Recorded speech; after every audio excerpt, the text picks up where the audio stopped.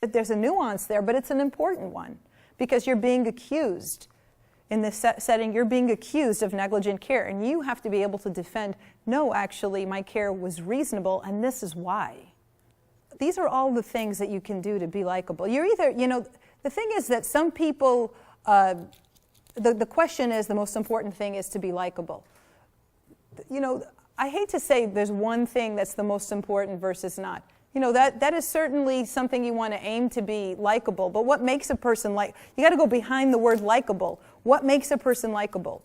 A person that takes the time to connect with the jury, right? If you talk down to somebody, right, what happens? Number one, they stop listening to you. And number two, they get offended. They're thinking, you're so thoughtless. You're not even thinking about whether I'm going to understand what you're saying. So they're not going to like you when you do stuff like that. Okay, so these are all ways that they play at that, but that's a great addition, being likable. But ultimately, you have to be yourself, okay? Unless you're a jerk, I guess. If you're a jerk, then don't be yourself. But you always want to be yourself. People can tell when you're trying to be something you're not, right? Humble but confident was my last one. And what I mean by that is when you're talking about your accomplishments, we'll go over that more tomorrow when we're talking about direct testimony skills, but you don't want to leave out everything you did to train and to get you to the place that you were when you took care of that patient.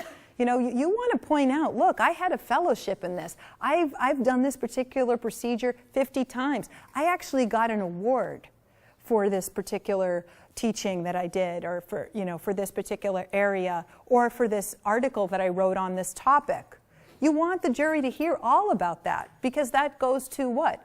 Your credibility, whether or not they believe you, and they believe you were competent when you cared for the patient. So it's a fine line, but it's an important thing to remember. Keep that humility, but make sure you're confident and say, hey, I am qualified to do this. Remember, you're being accused of wrongdoing. So what don't they find persuasive? Okay? Somebody who looks like they're bored. I didn't say that they are bored, that they look like they're bored. Or they act like this whole process is a waste of their time. Okay? This comes from a feeling, that you see in some people, in some defendants, where they are outraged that they're being questioned. And sometimes that can come across in your body language.